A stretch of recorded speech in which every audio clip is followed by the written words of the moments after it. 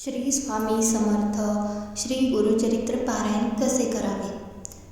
गुरुचरित्राचे पारायण सुरू करत असताना ते पारायण शनिवारच्या दिवशी सुरू करावे व त्याची सांगता शुक्रवारच्या दिवशी करावी.